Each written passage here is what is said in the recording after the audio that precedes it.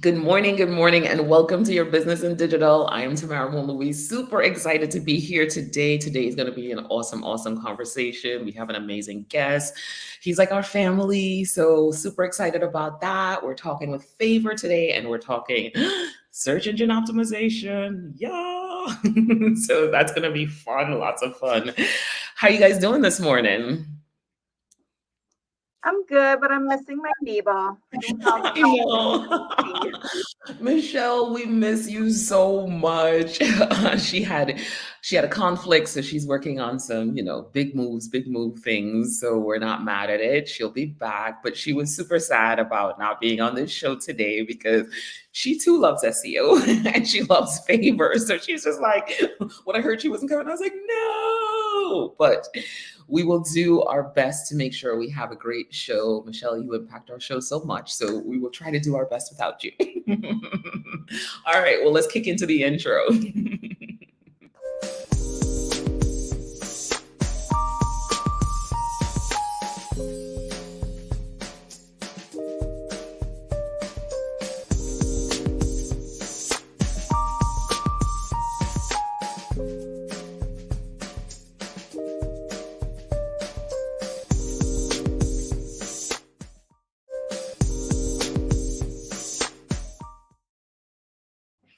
Good morning. Good morning. We are back. All right. So we're going to have some fun today. I'm super excited, but let's just get some housekeeping out of the way. What do we need to do? We need to tell the people where they can connect with us. So I want you to connect with us on YouTube, connect with us on LinkedIn at Your Business in Digital. Thank you to everyone that has followed us so far, that's listening to the show.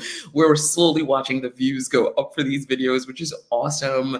As we work on optimizing them more, it's really good to see the traction, the movement forward. So thank you to everyone who has joined us on YouTube and LinkedIn. If you cannot connect with us live on YouTube and LinkedIn, that's all right. You can watch it later on. And if not, if you like podcasts, we are everywhere podcasts are found. So definitely listen to the podcast, Apple, Spotify, all the places. We are there. We want you to tell someone about this show. Tell a small business executive, tell a business executive about this show, because what we're doing here is we're connecting all the dots for you in digital and digital marketing.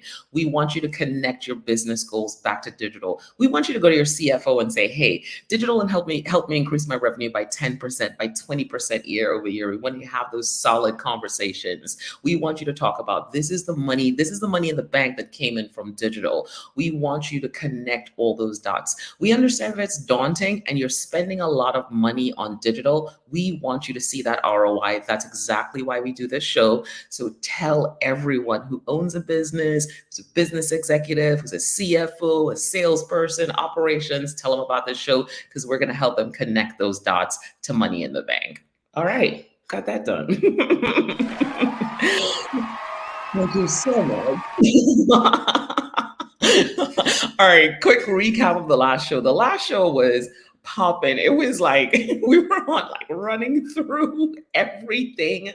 So the last show, you have to go back and check out the last show because we talked about platforms, all these platforms that you're probably on, platforms that you decided, hey, this is where my business belongs. This is where my target audience is. So we talked about Meta, we talked about YouTube, we talked about search engines, we talked about HubSpot, we talked about Instagram, we talked about trends, best practices, what you should be doing. And then we talked about LinkedIn as well too. We talked about those areas within each platform that has a little bit of best practice information. So right, they all have a type of university where you can go get information about how to better utilize the tool. When you're thinking about these platforms, you want to look at 100% utilization, right? Meaning looking at their best practices, understanding how you could fully implement all the features of these platforms so that you could really maximize your opportunities. There was a lot of information in the show. Go back, check it out, and we give you the areas you can go to see, hey, go to TikTok. TikTok has like a university. LinkedIn has their best practices. Everyone has something. everything. So go check it out and make sure you understand how to effectively use these platforms. Even if you're working with an agency, you still want to understand this high level information so you can have a true conversation with them, right? We really always want to move you beyond those likes and follows. So check out that last show because it was so much fun. Guys, what did you think about the last show? I mean, it was it was a lot. It was a lot of information, right? Loved our version of Beat the Buzzer.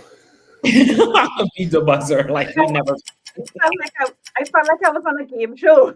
I felt like I was on a game show. One of those Right? Jeopardy type, you It's know. like, What, what is yeah. but yeah, I really liked it. I think it's something we could probably do again. I love the concept that we were able to just spit out what we wanted to say in that few minutes and just push through a lot of the points, right? Because of this, you're just trying to get the information out there, and I loved it. But it was a lot of good points that we shared.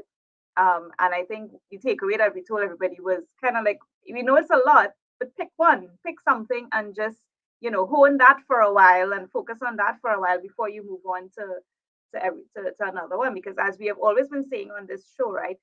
All the apps, all the social media apps may not be for you. You have to pick the platform that works best for you and tweak it to your business. So Exactly. And on top of that, regardless of which platform you're using, there's some things that are across the board, regardless of platform. There's consistency, there's quality of your content, and there's the call to action. So make sure you've got those three things. Three things. I love that. Make sure you have all the three things. Make sure you have them. Go check out the best practices. Go check out that video. It's important for you to know everything you need to know about these platforms and channels so that you can really be effective in them. All right. So we are running and we are like right on time today. I love that. All right. So today we are doing our hot topics. We do this I'm like, today we're doing hot topics. What am I saying? It's hot topics. So what is our hot topics? Who has hot topics? What are we talking about today? Yay. all right. So yeah, so the hot topic today, guys. So we're going to talk about the age of the finfluencer, right? So this is basically influencers that are talking about financial things. And I think it's quite timely that we're talking about this today because I mean we're nearing the end of the year. A lot of people around this time of the year start to organize their finances and they're probably thinking about money. But I want to talk about, what these influencers are doing. So what are we saying? Well, a growing number of creators are doling out tips online about how to spend and how to save and how to invest, right? It's so the question is that's coming up is this a modern approach to financial literacy or is just a big red flag, right? The information is getting out there, faster by both professionals and non-professionals. So you have regular content creators as well as professional financial advisors providing financial advice, right? The hashtag financial literacy has over 2.3 billion views on TikTok, right? This means that financial education is no longer gated by degrees and schools, as the professionals themselves are sharing the information here on social media for free, right? And if you would remember, a couple hot topics back, I did a hot topic on the baddies and budgets, right? And this is a regular person who started a business by selling budget tools to help people organize their money. So financial literacy is really growing online. And what this is doing is by presenting financial tips in an accessible way, they've improved financial literacy and invoked a newfound interest and about being very proactive about where people are putting their money and ways that they can bump up their savings. So you're just making financial literacy really, really accessible, right? So it's easily accessible and it's very popular with Gen Z, right? So, but what does this mean, right? Well, it means overall, consumers are becoming more aware of their spending habits. So, because of this information available about how you spend your money, they're becoming more and more aware of spending habits. And what that means is that they're going to be more discerning. They're going to be more discerning when it comes to how they spend their money. So if you're a business owner, you're going to have to get more creative in ensuring how you communicate that what you have is valuable and worth their spend.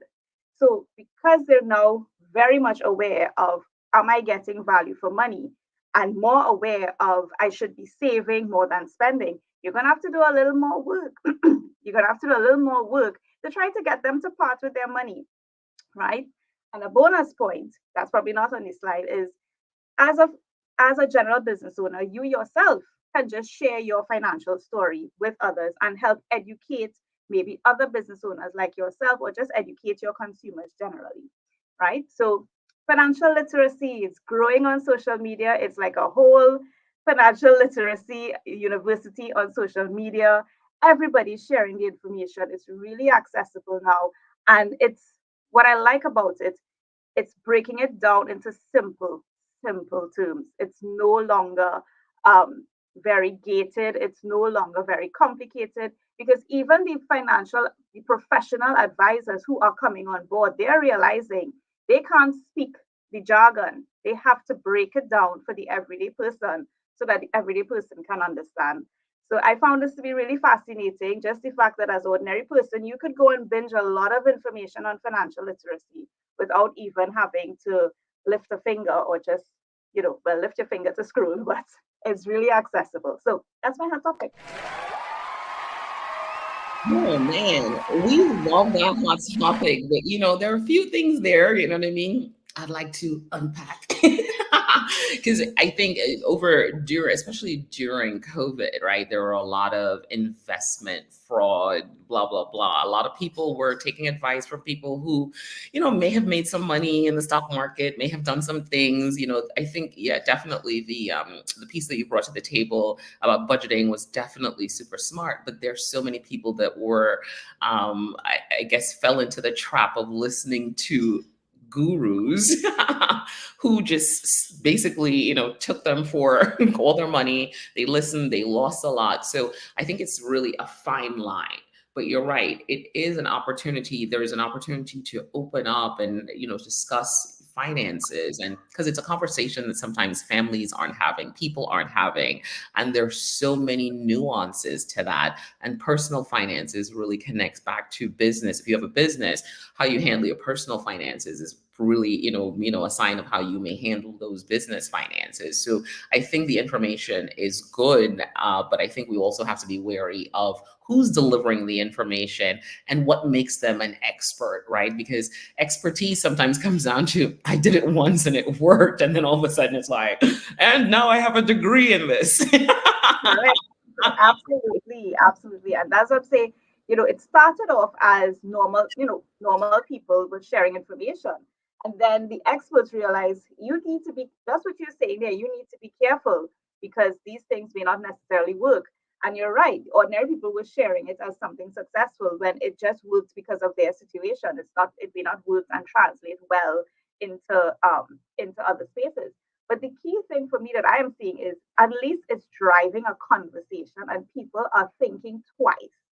People are thinking twice, because they're like, oh, I saw this thing about, saving, and I should be saving 10%, or, value for money. And at least they're having that internal dialogue in their mind. So I think, for as if you're a business owner, you have to be careful, because they may not desire your item anymore, because it may not fit in their, you have to be aware of what they're thinking about when they're thinking about money. And if you especially if your item is what you consider luxury and may not be a need, you're gonna have to spend. You have to be a little more creative to try to show, hey, no, you need this, right? You need this, because they're thinking, people are having, they're no longer just accepting, your price. They're thinking, am I getting value for what I'm buying here? I think it's a really interesting wave that is happening. And finance, I've got to put in my 2 cents here, but definitely it speaks to what financial institutions have had to change, right? Because that power is now in the user's hand. Before they had a certain position, let's say, where you had to go into the bank, you had to go into the insurer. So it really speaks to where they need to show up now and how they need to show up. Totally agree with, you can't just listen to any influencer. I think we have an ad here in Toronto that speaks exactly to that. When you get your investment advice and there's a whole room full of different people and somebody's like, I get it from this guy, this guy, this guy. But definitely in the financial area, it's broken down. Finance is not this mystical thing anymore. Everybody's interested in making sure that their savings are growing and their income is growing and everything. So it's an interesting space for the financial industry to watch now. Absolutely. 100%. Well, I'm going to bring our amazing guest co-host today to the stage, bringing in Favour. How are you this morning? I'm great. How are you? Doing well, doing well. We'll do formal introductions, but we wanted to get your 2 cents on our hot topics this morning. What are you thinking about what Andrea talked about? I just feel like right now is the best time to really focus on growth, because I think people are I think they're more scared than before because of AI now, and it's turning into a whole thing where you have to really be focused on what is the main goal, what is the main attraction, because the digital platforms are getting more and more complicated.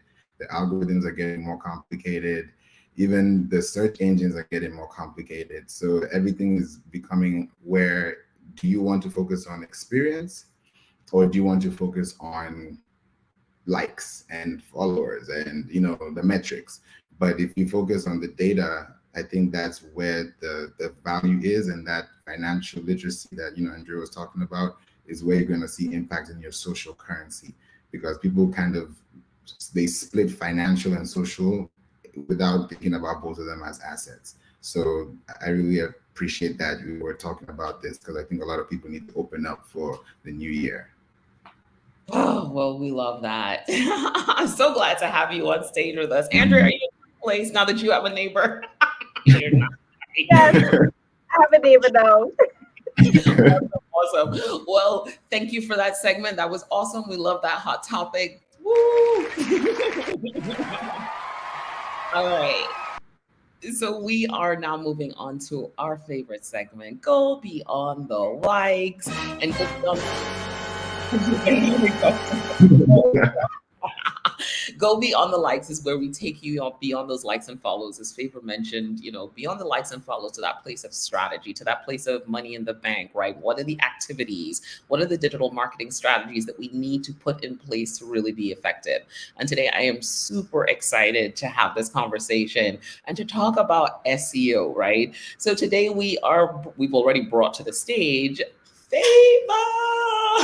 So we're going to talk elevating the business and mastering digital SEO in the digital marketing space. So Favour, welcome to the show. Introduce yourself and tell the people who you are.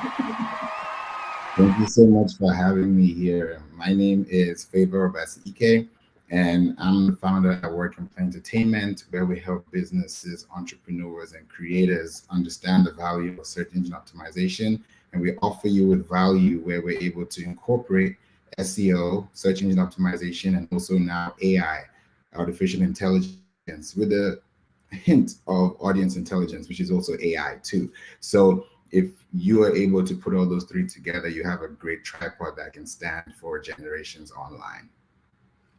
We love that. We love that. So I'm going to jump right in because I'm sure we have a lot to cover. We're going to go rogue. I know how it's going to go. So I'm going to jump right in. Talk to us about the SEO landscape with AI, man. I'm sure it has been game changing. I'm sure there's so much potential. And what I've seen is that even with AI, SEO is more important than ever now, right? So talk a little bit about what you've seen in the landscape with SEO and the changes and shifts. Yeah, right now SEO is changing completely. And if you're not using AI with SEO, then you're doing things like how you were doing things before the SEO came in, before the manual labor. So now you have to incorporate AI into your mix, into your marketing mix, because of time. And that's a major thing, because we can generate images within a short time now. So everybody's now looking for time investment and time saving and high quality, delivery. So right now, the goal is how do you incorporate your time with what you can use with AI, and then let AI understand your website. Because you think about our websites have links, but how many times do we check on our links quarterly, daily, yearly? So if the AI is doing that work for you, and you're also getting insights and analytics, it helps you understand how to spend more time focusing on the people that want to work with you. So like right now, if you look at, there's a platform I'll give you guys, if you've heard of it, it's called Glimpse. And it's an extension of Google Trends. And what it gives you is insights on social networks that talk about Google Trends and topics that you can cover. So with SEO, for example, the word Google search engine optimization has risen by 40% in search. And that is big, especially in New York, when you look at it location based. So if I want to educate people about SEO right now, I would go to New York and run a paid traffic ad through Facebook. So when I start thinking about the social channels and what you can use with AI, that's a big game changer. And a lot of people underestimate it because they don't know how to use it. So we help you understand how to navigate so that when you do it by yourself, you can teach your team. Oh, love that, love that. But I want to take a step back, right, and talk a little bit about the fundamentals of SEO. So let's talk Yeah. about the core, the on-page SEO as well as technical SEO. And I think that's really the foundation of SEO. So explain the basics, on-page and technical, so people get a better understanding of where you need to start before we incorporate the AI. Yes. SEO is search engine optimization. I like to break it down into three parts: the search part, the engine part, and the optimization part. The search part is where you have to be found and seen as an authority in your niche. And how that is exemplified is how you position yourself on the web.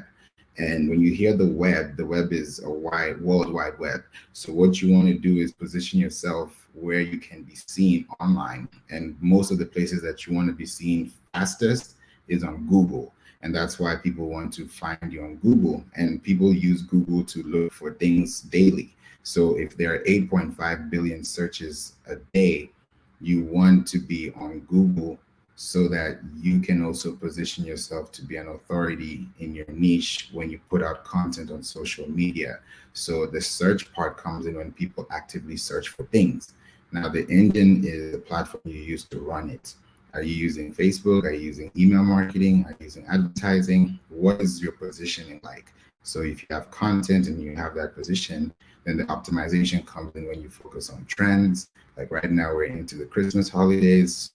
Companies are focused more on with the budget, with their clarity messages. So when you start thinking about the conversion, it's simply in the message. So if you can use all three and base it under connecting your website to the search engines, then that's when you begin to see traffic analytics that can give you strength to really push out and really be specific on who you're targeting.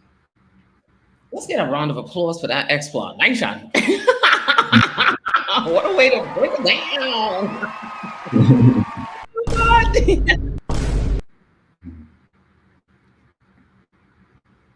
Go for it, Andrea.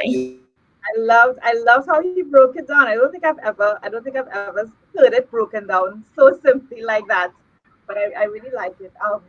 So with that in mind, then we understand what it is. So if you're a small business, I mean, how can they measure if their SEO efforts are working? Because what you described there is this three-pronged approach that you have to make sure that you address.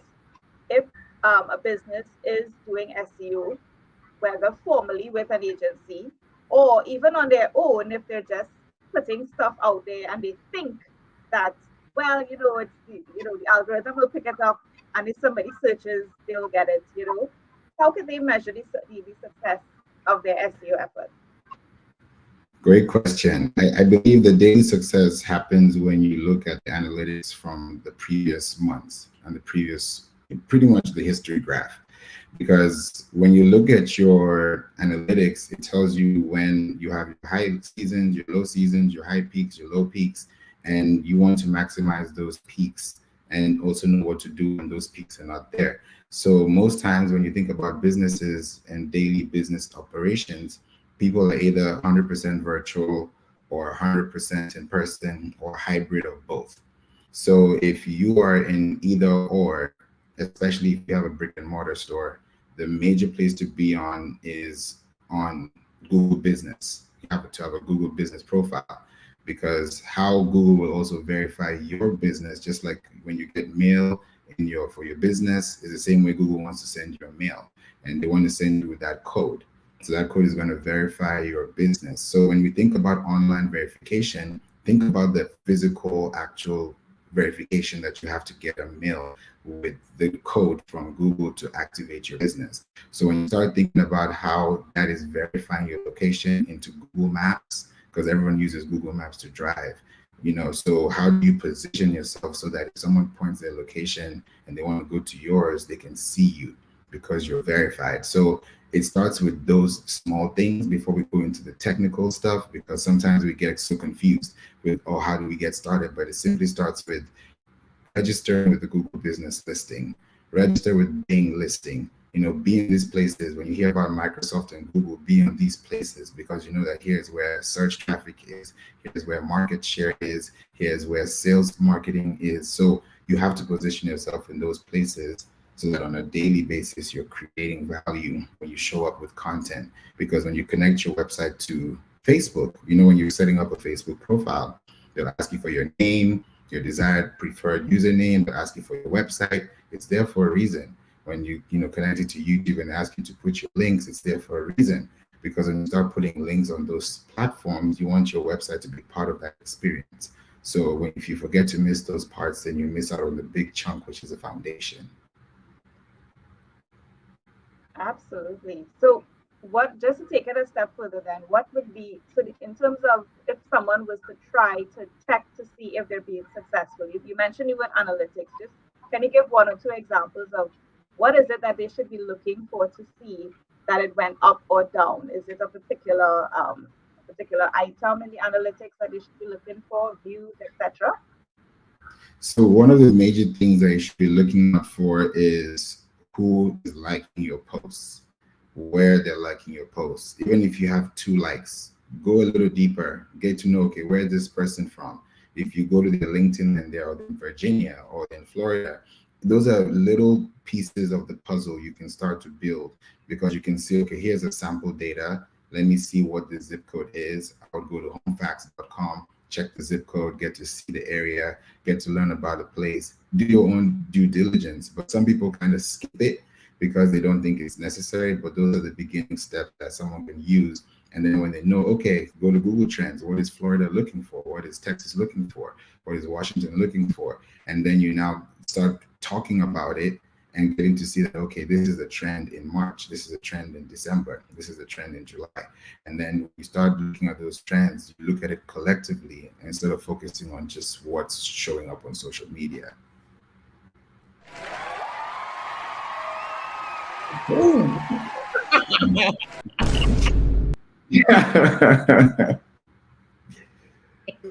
Yo, listen, I'm already having so much fun.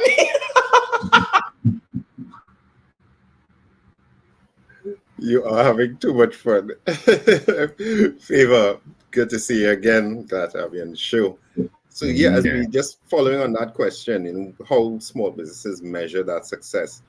Now I know the first answer that comes out is, what are some of the trends? The first answer is AI, but what are some of the other trends that businesses should be aware of as far as SEO going into 2024? Ooh, this is a big one. Right now, Google is building an AI competitor.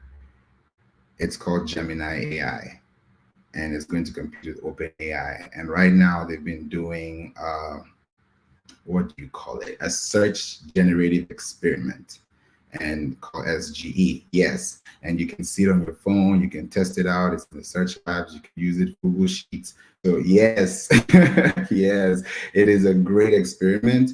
And how I got to know that it's powerful is because traditionally, naturally, organically, when you go to Google, you will see the top 10 links. So everybody's used to the top 10 links. But now it's shifted from 10 to 7 because the local 3-pack is there. So it's kind of dividing the market share. When you look at the listing on your screen, then it's moved from 7 to 3, because now with the search generative experiment, AI is going to pick the best top 3 listings based on search.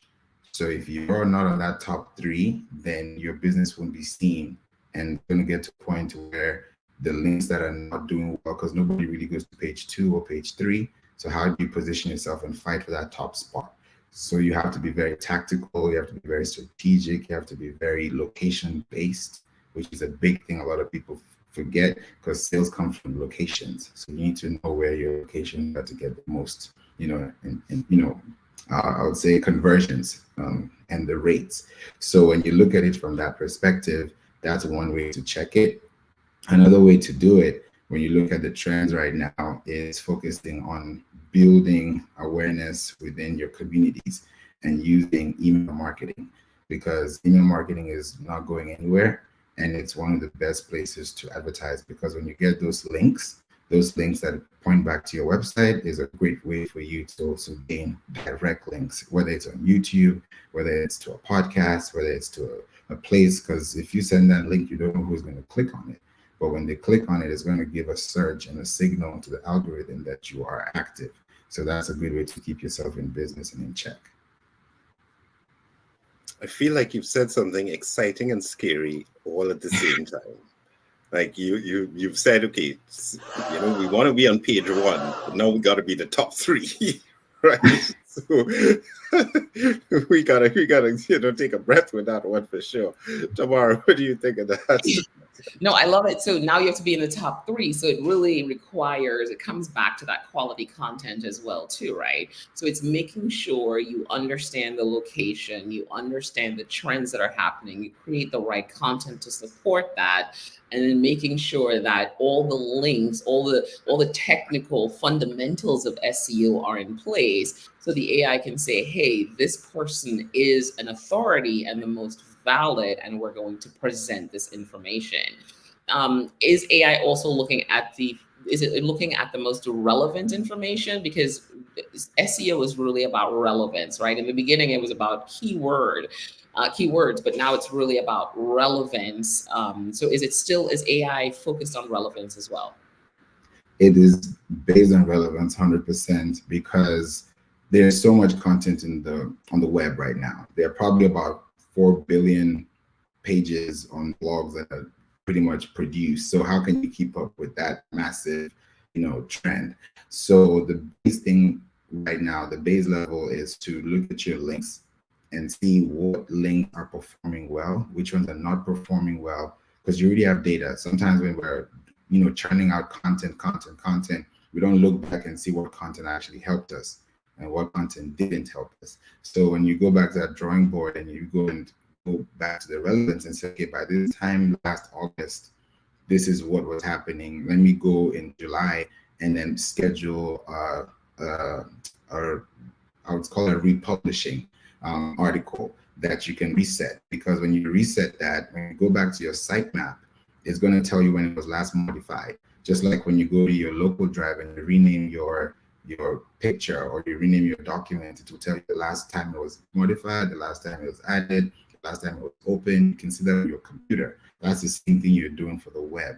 So if you go back and update your current content that you already have published, add an infographic, add some statistics, add an FAQ, add something that is valuable, then that's a good way for you to still gain that trust, because the competition is going to be stiff. So it's about updating content, repurposing content. It's not about necessarily creating new content. We actually saw that this season with the show, because we've kept the same content topics, because we understood this is what's valuable to businesses. And we've kept the same content, but we've taken it to the next level. We've extended the conversation, right, around things like SEO, focusing in on how business executives can really understand how to work with agencies, because we see where their pain points are. So we've just really taken the content and updated it with a spin that makes sense for them. And also what we've recognized is, depending on one of the pieces of content that has worked well for us that we've optimized a little, is why digital marketing fails. right? That piece of content, when we went back to look at the analytics, and because we've been using YouTube, it's really easy to see what's getting traction without being heavily optimized. And now we're saying, hey, these are the areas we need to look at, and how do we now have these conversations that people really want to know, right? Because they want to know, well, why does digital marketing fail? I've tried it before, it's failed, but I know I should be using it. So we get to own some of those conversations and do a little bit better. So we're seeing that information by going back to look at those data points, right? So what you're saying makes 100% sense. Andrew's like, what? Yeah, I'm just here like, wow. I'm taking mental notes. It's funny because I can't stop to write. So I'm like taking mental notes. But absolutely, and on that topic of the content, tell us a bit about your blog and how that has been helping businesses learn about SEO as well. How has that been going, and what are some key takeaways? The blogs right now are revolutionary because what we're doing, yes, revolutionary because if we have content that is updated and we have content that is read, it's getting to a point where now an article that I wrote 2 years ago on Clubhouse is gaining over 500,000 impressions and on Google Search Console. And that is letting people know, because there's always a story going around, what is going on with, this app, what is going on with this trend. And I'm also there consistently. So it's also giving me value because I'm not just talking about it, I'm actually being there. So my time, what do they call the watch time, is also being, identified. So how much time do you spend on LinkedIn? How much time do you spend on YouTube? How much time do you spend on Facebook? So what I'm investing my time is also investing my links. So that is also giving me a potential for people to go back to the drawing board, just like when they go to your podcast and listen to the very first episode, right? Or they binge watch your season. So the content you've been giving is like a roadmap. So what we've been doing is putting our content out there with the blogs, sending them to our emails, just like you have a new YouTube channel or new YouTube video, YouTube will send a link to their subscribers. If you're on LinkedIn and you do a newsletter, LinkedIn is going to send a newsletter to your subscribers through email. So if you're also doing your blogs, do the same thing for your website. Because when you start doing that and you start building that relationship, your website starts to gain traffic, and then indirectly you look at your Google Search Console and you're wondering, okay, my links are going up. It's not because you're posting more, it's because you're positioning yourself better. And using email is the best way to get that to the roof and over the roof. Yeah.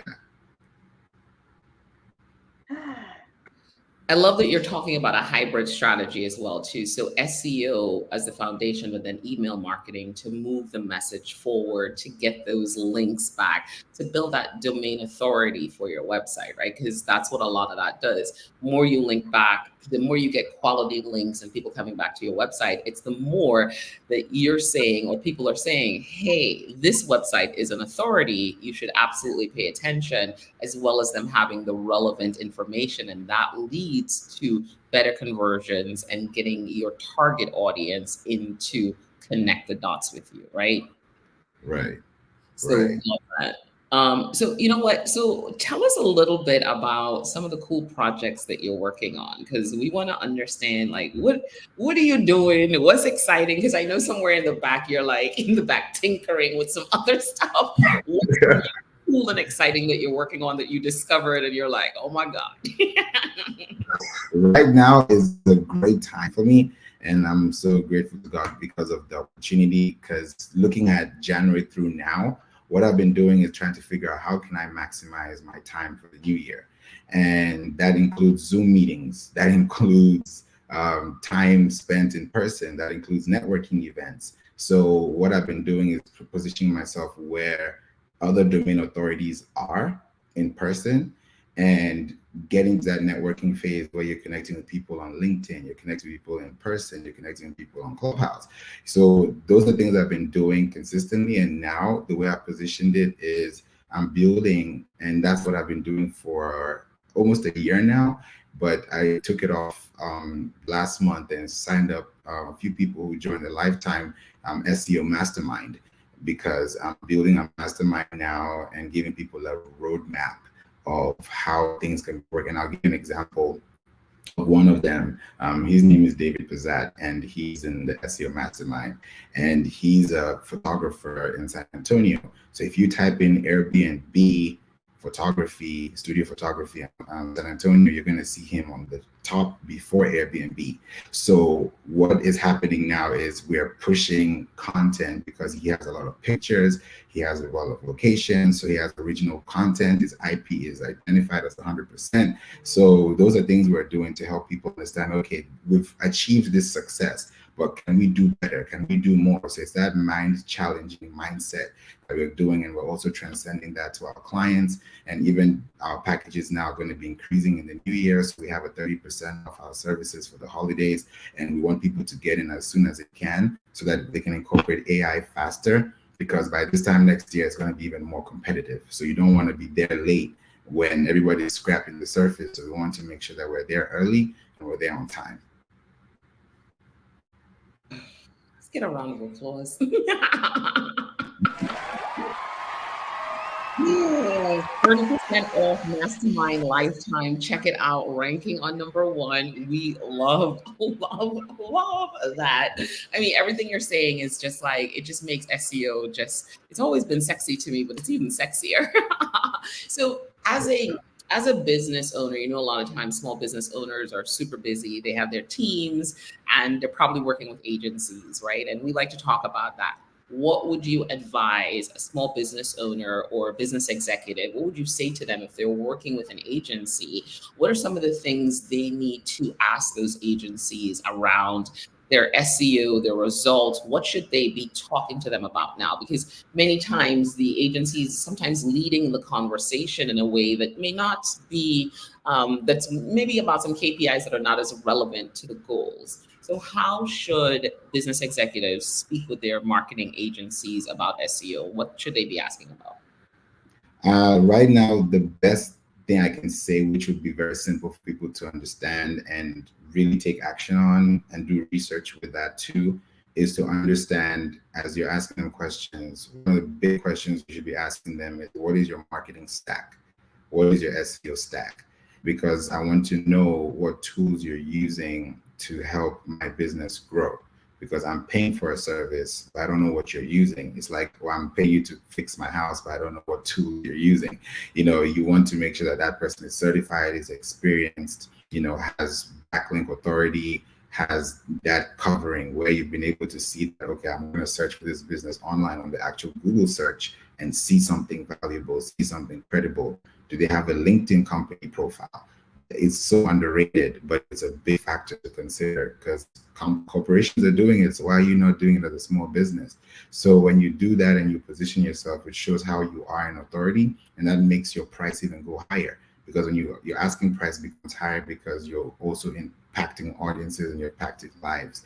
So when you're doing that, connecting those dots as a small business, when you know what your marketing stack is, and okay, I'm only on TikTok, I'm only on YouTube, I'm only on Threads now, wherever you want to be, you want to make sure that you're positioning yourself to say, okay, if I'm on Threads, I'll be on Instagram and I'll be on Facebook, and I'll use those three to position myself. If I'm on YouTube, okay, I'll be on YouTube and TikTok because I'm video heavy. So whatever you want to do, you can push the I can say you can move the needle faster by creating resources that people can access, because each of these communities have different audience intelligence, consumer behaviors. So you need to know what you're doing there and how you're speaking with them. You can't be talking on LinkedIn like you're talking on TikTok. You have to change your tone, your language. So when you're using AI as well, you need to know what is the goal, what is the targeting, and that's what you're able to do. That will give you long-term success, and you can go back and refresh the content, and it's not hard for you, and you're not starting all over again.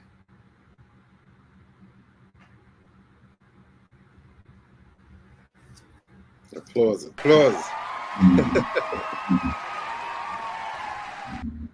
So let's talk about that AI and the integration of AI. How are you seeing AI affecting SEO strategies going forward? I believe right now AI is getting bigger than it's ever been, especially because of images. because if you look at images now, you can tell an image is AI, you can tell an image is real, but people want to have an experience and you want to blend them together. So with SEO right now, one of the major things to look out for is experience. So if I'm using Adobe Firefly, for example, I'm using what's the other one called? Mid Journey. I'm using, even now with Meta, if you go to your messenger on Meta, you can actually create an AI image, there, and it will give you an image right on the go. So when you think about those images you're putting into your copy, into your context, what are the visual communication methods you're creating? So if I'm giving you like an abstract picture, and that picture is giving you more insight into creativity, then I, as a business owner, can use those AI images to impact more conversions because I'm actually giving you an experience. So when you look at it from that perspective, and then you also position yourself with creating content that is also human related, because when we think about AI, it's so artificial that we don't have any emotional attachment to it. And that's usually what happens because you get that brand disconnectivity.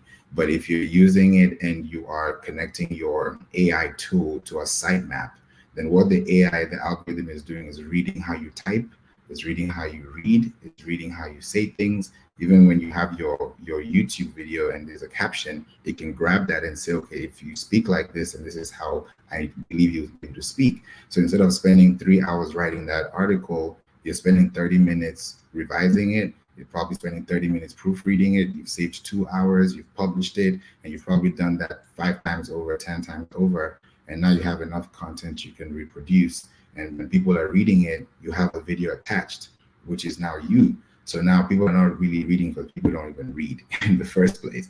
So if you're putting it there and you're putting authoritative content, but you're also incorporating the AI to save you time, which is the biggest thing, then that way you can be able to exemplify, and your overhead cost even reduces. That's what has happened to my business now. Not that we're replacing, AI and replacing humans and we're replacing people, but what we're doing is we're making sure that if there's one person taking care of this, then how can this one person take care of the larger pie than giving it to 3 people that spends more time? So it's more of the enhancement rather than the replacement. I love that. Enhancement rather than replacement. No, that's exactly what I was thinking. I love that, enhancement rather than replacement. I mean, it's similar along the lines of our guest who said that AI was their sous chef. I think it was Jeff said that. Yeah, so it's a similar concept because everybody said, "Oh, AI is going to take everybody's jobs," but I like that you're saying it's enhancing. So, tell us a bit then, Favour, how can small businesses create then that high quality content that will attract the visitors? What are some of the key things that they should be doing to create that high quality content that will improve their ranking? I believe the high quality content piece comes from 2 major things: visual communication and quality feedback.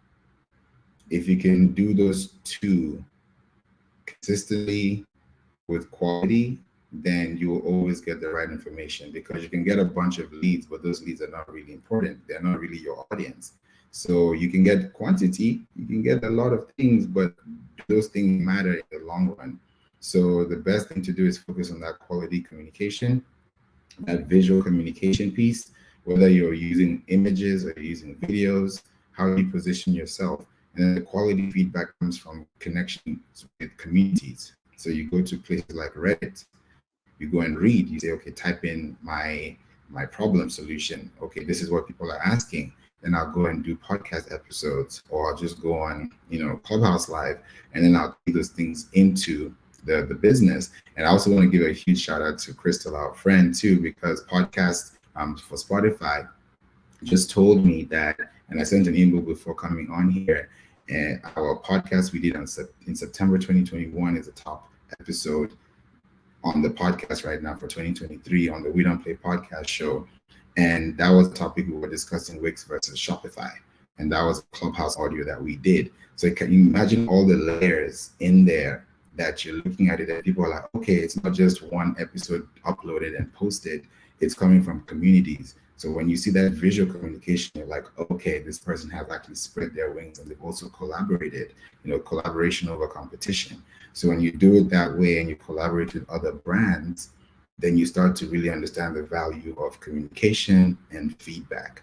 So when you do those two, it's going to be easier for you. And the SEO algorithms don't have to worry about the technical bits because it can get really technical. But if you just focus on key identified messages that improve your key performance indicators, then you will always be fine. Oh man, gosh, you make SEO so amazing. We just love that. All right, so final thoughts, Favour. What are your final thoughts for businesses, SEO? What do you want them thinking as they're walking into 2024 about SEO? I would say if you're focusing on SEO, focus on one of these three things for your business. If you're looking for someone to work with your service or with you as a business in general, are you doing SEO for products? That could be digital products or physical products. Is that your business classification? Are you doing business or SEO for services? What kind of service are you providing? Is it virtual? Is it in person? You have to break that down. And then also, are you doing SEO for in-store locations? Do you have a location? Do you have locations? So you have to look at all those three things. And then when you identify that, then you want to know, okay, here are the people that I want to work with. So looking into places on LinkedIn is a great place to know who to work with because people show what they do. If you also want to figure out how to connect with people that can work with you or you can work with, go to podcasts and see who's talking about it because there are trends that are happening every single day. So if you're able to connect with people and type in on podcasts and see who's having the latest podcast, what's going on here, what's going on there. There's a website called Listen Notes with 2 N's, listennotes.com. That's a great place for you to know what's trending, especially with the podcasts, and you gets you going. And because if you follow that trend and you become the trend eventually, then people will follow that trend that you give. So that's a great way to really, position yourself as an owner, as an authority, and as someone who can really speak out for your audience long term. So look out for those three things: product, service, or in-store location. Identify those three things and then take it from there and see what people are talking about in your area. Man, give this man a round of applause. Every time he's here, every time I talk to you, I get new tools. So I got glimpse, I got listen notes. I'm going to check all this out. Super, super awesome. It is always amazing having you. So Favour, tell people where they can connect with you, how they can connect with you. Yes, definitely. If you want to connect with me and listen to more episodes, you can go to wedon'tplaypodcast.com. I would suggest you sign up because you're going to get emails so you don't miss a beat and you get to know all the episodes that we have out for you. We have over 300 episodes. We've actually covered the whole US. Before it was 40 out of 50 states. So now we're over 50 and with the sub-regions. So it's a great time to listen to podcasts. And the reason why I'm emphasizing on podcasts and not even just websites alone is because right now, according to iHeartRadio or iHeart in general, there are more podcast listeners than Netflix subscribers in the US. So that tells you that audio is going global and you also want to be heard faster. So if you also want to be there, feel free to respond back. And if you also want to join us once you sign up, if you want to be part of the podcast, and you also want to join and share your story, feel free to be there because it's about giving. You'll hear a lot of stories from a lot of people all over the world. So yeah, connect with me there. Also connect with me on LinkedIn. Favour Obasi-ike is my name. Also on Instagram, you can connect with me at Flav Beats. And also I'm actually creating a subscription now on Instagram because I have access to subscriptions. I'm going to be doing quick SEO bites in my subscription. So make sure you follow me there on Instagram if you want to learn a few things, if that's where you hang out. And then if you're on Pinterest as well, go to Play Inc. Online. That's where you get a lot of resources when we look back into content that we've done for long-term evergreen transformation. So thank you so much for having me, Tamar, Michael, Andrea, Nia as well, and Michelle too, in Essential. Listen, you're like family, so we were so excited when you decided that you could come. We love that. It's always a pleasure to talk to you. SEO is like one of my favorite topics ever. It's such an important foundation for your online presence, and it has been here. It will continue to be here. It's not going anywhere. These other platforms make changes, they fall off, but SEO has just like always been consistent. You know what I mean? So we really absolutely love having you here. So thank you so much. We got to have you back in season 4 for sure. Because yeah, we want to know what's happening. We want to know how you're growing, and we love seeing you grow. I heard you mention Clubhouse. Are you still doing Clubhouse? Because that's where we met, right? We met on Clubhouse. Yeah. You're still doing Clubhouse. So talk about that a little bit before we hop off. Clubhouse has changed completely. Like if you Yeah. go back in there, like what is this? Like it's so different. And they just had a town hall yesterday, and so many things are changing. But for me, just looking at where my attribution to conversions is, Clubhouse has been a huge place as well. LinkedIn has also been a great place. Podcasting has been a great place. Of course, the SEO piece, because we get our business organically. We don't run ads to get clients or acquire them. It's bit heavy on referral, heavy on organic. And now looking at podcasting, because I went to Clubhouse because I started off from podcasting. So my mission was to extend my podcast through Clubhouse. So whether I have one person in the room or 100 people in the room, I know that audio file is going to help people outside of macro-wise. So I've been there, and it's people are still joining. It's different, but the OGs, when it's not as much, it's completely a different place. It's like season 3, and when you watch a series and then you watch down, you're like, where did this guy go? Where did this person go? So that's what's happening. But it's a great place, and I just love the app still. I love that. You know what? I'm never mad at Clubhouse. It gave us our start. It's where we were. It's what gave us the understanding of producing a show, right? And so a lot of the principles that we got from Clubhouse, we were able to bring to LinkedIn and YouTube. So we just felt like, hey, this was the next iteration of the show. But it's been all of it was a great start for all of us to get to this place. So I'm so happy that you're still there doing the darn thing and leveraging the content that people are showing up. So, I mean, Favour, again, thank you so much for joining us. Michael, Andrea, say your goodbyes, because this was fun. Go for it, guys. Thank you so much for being on the show today, Favour.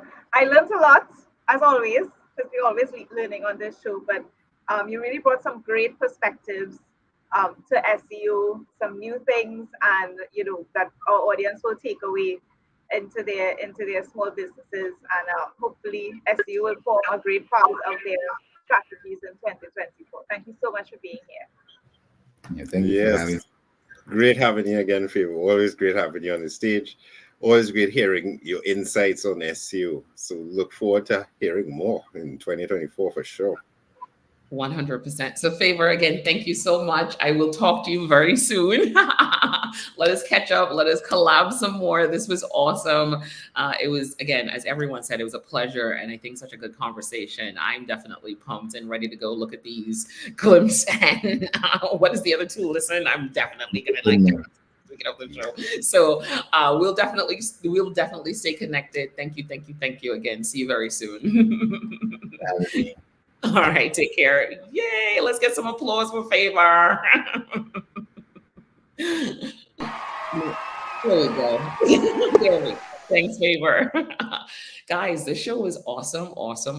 So we hit that 2-minute mark. I mean, from a final thought standpoint, I want to let businesses know that SEO is more important now than ever. If you are working with an agency, if you have a team that's doing the SEO for you, you want to understand what they're doing. You want to understand the goal. How is it serving the goal? You want to understand some of the things Favour talked about, right? You want to understand, hey, where am I positioning in Google? What are we doing? Are we on page 2? Are we on page 1? What are the things we need to do to get there? What's the relevant content that you're creating? Because the agency can't necessarily create the content for you, right? It has to come from your expertise. So what's the role that you play in building for SEO? Also, when you optimize for search and you do SEO, it takes down your advertising advertising costs. So you spend less money on ads.